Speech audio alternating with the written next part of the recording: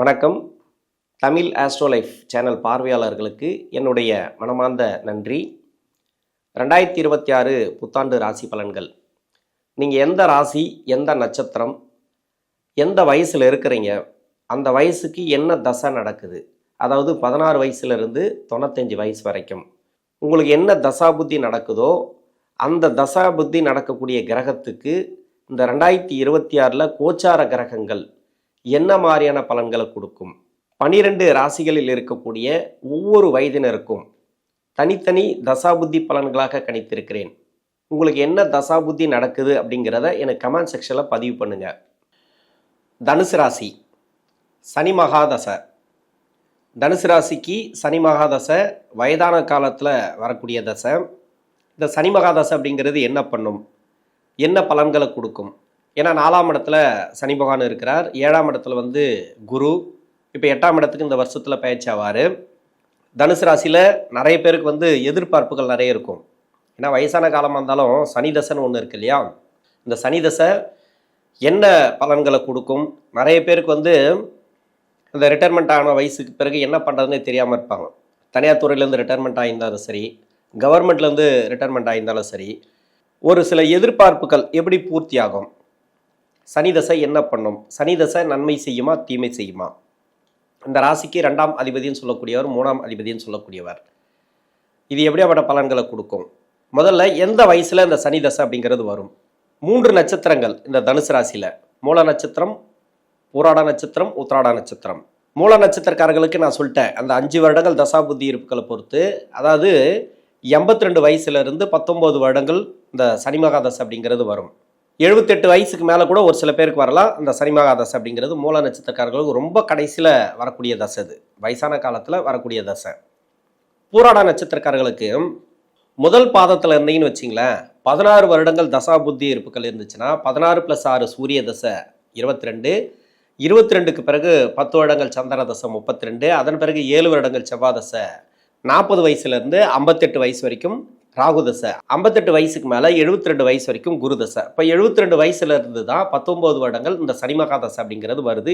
இது பூராட நட்சத்திரம் முதல் பாதத்தில் இருக்கிறவங்களுக்கு. அதே பூராட நட்சத்திரம் சென்று பகுதி 2-3 பாதங்கள் முதல் 10 வருஷம் தசாபுத்தி இருப்புகள் எடுத்துக்கலாம்.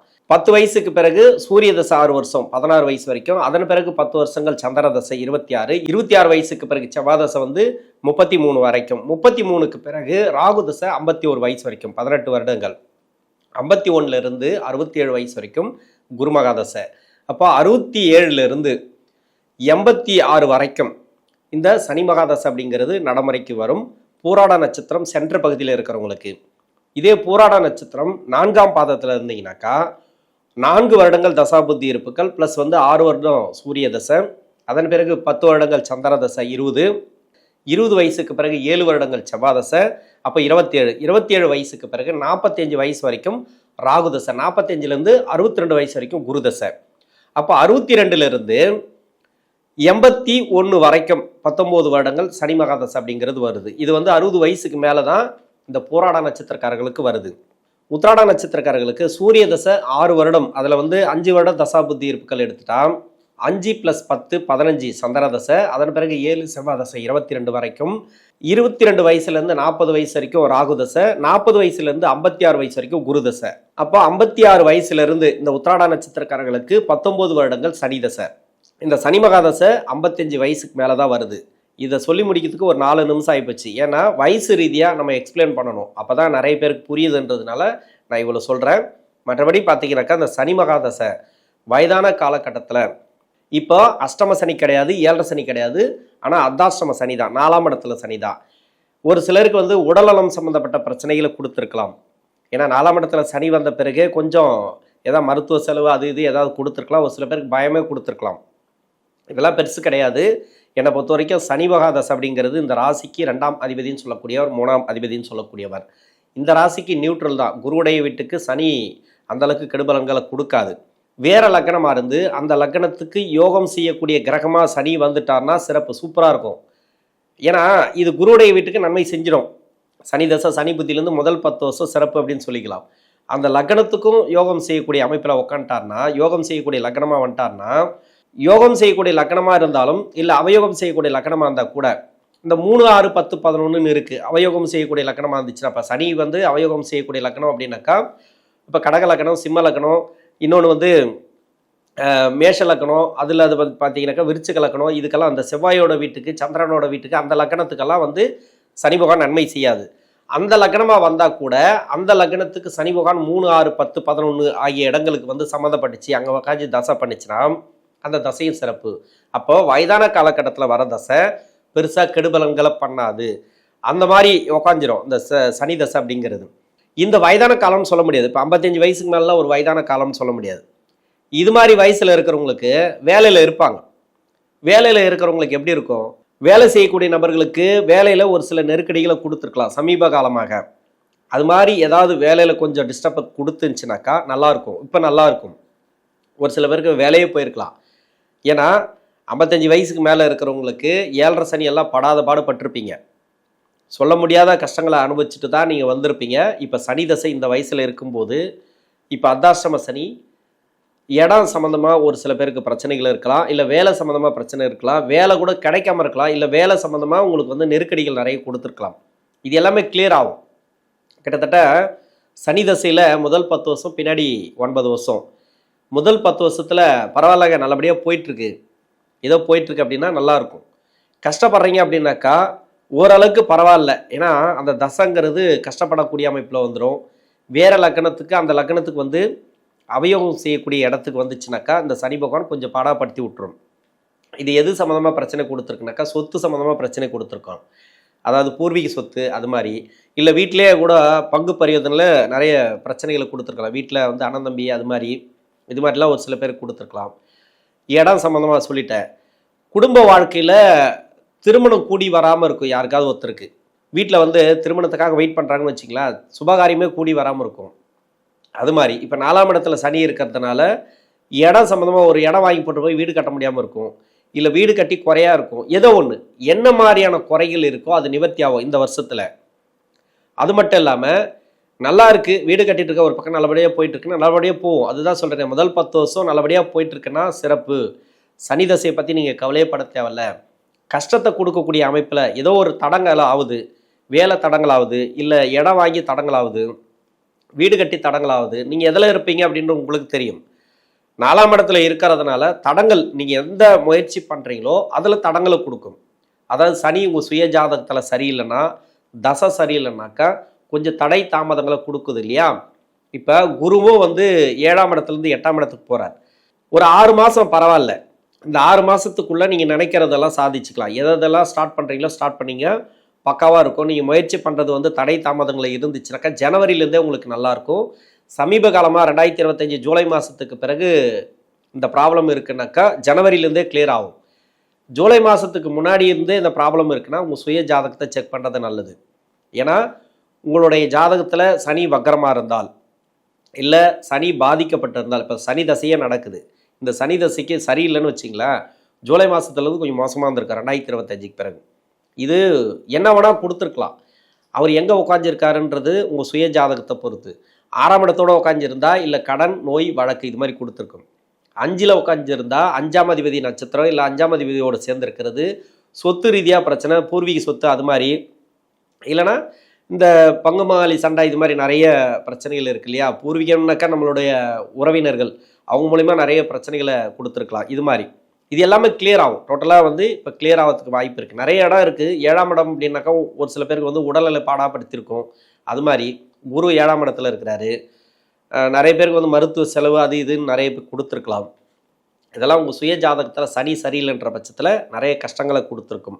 அது வந்து ஓரளவுக்கு நிவர்த்தி ஆகும். இது வந்து சனி தசையில் பாதிக்கப்பட்டவர்களுக்கு ரொம்ப கஷ்டப்பட்டுன்னு வரீங்க அப்படின்னா, பின்னாடி இருக்கக்கூடிய 9 வருஷத்தில் கூட கஷ்டப்படுறீங்கனாக்கா பொதுவாகவே சொல்லணும் அப்படின்னா, இப்போ சனி தசையில் சரியில்லை, முன்னாடி 10 வருஷம் பின்னாடி 9 வருஷம் 19 வருஷம் ஒரு 2 பார்ட்டாக கொடுக்கும்.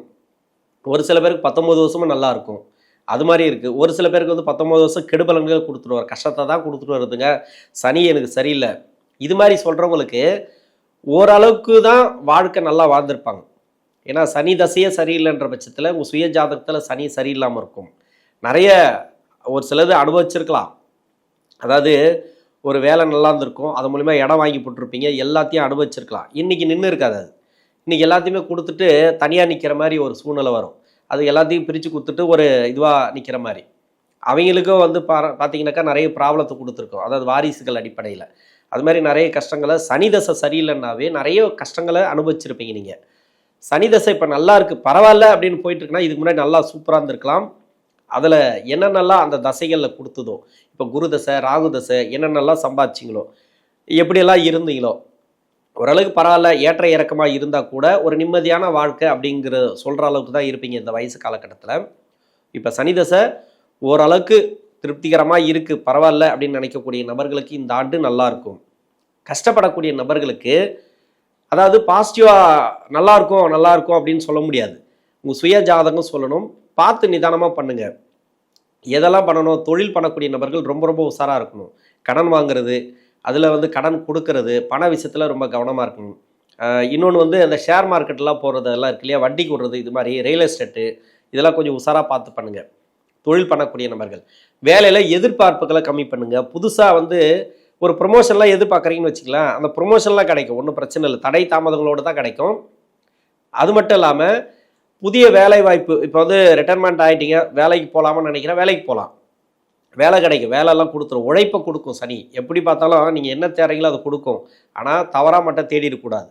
அதாவது கஷ்டப்படாமல் நம்ம சம்பாதிக்கணும் அப்படின்னு மட்டும் நினைக்கக்கூடாது. அது நினச்சிங்கன்னா நிறைய தண்டனை கொடுத்து கெடுக்கும் சனி. கெடுத்துட்டு கொடுக்கறது குரு, அது மாதிரி சரிங்களா, கஷ்டப்படுத்தி கொடுக்கும் குரு. இது வந்து கொடுத்துருவார், நீ என்ன பண்ணுற பார்க்கலாம் அப்படின்ற மாதிரி கொடுத்துருவார் சனி. எல்லாத்தையும் கொடுத்துட்டு நீங்கள் எந்த அளவுக்கு ஆட்டம் போடுறீங்களோ ஆட்டம் போடுங்க அப்படின்ற மாதிரி எல்லாத்தையும் பார்த்துட்டு கடைசியில் கெடுத்து விட்டு போயிடும். அது மாதிரி இது நெகட்டிவாக இல்லை, பொதுவாக எல்லாருக்கும் வர்றது தான். இது மாதிரி நிறைய கேமெல்லாம் விளையாடுவார் சனி. ஆனால் சனி தசையில் அப்படி சொல்ல முடியாது.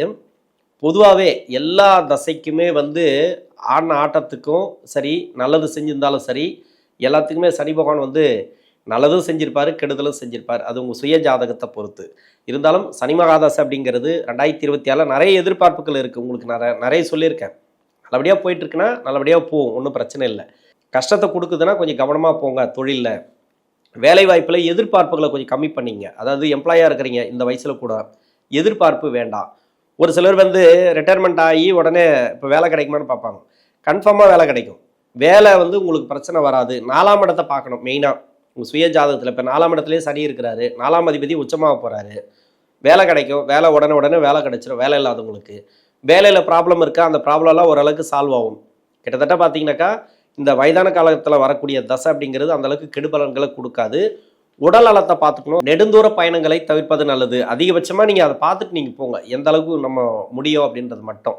இப்போ குலதெய்வம் சம்மந்தப்பட்ட இதெல்லாம் போயிட்டு வரலாம்.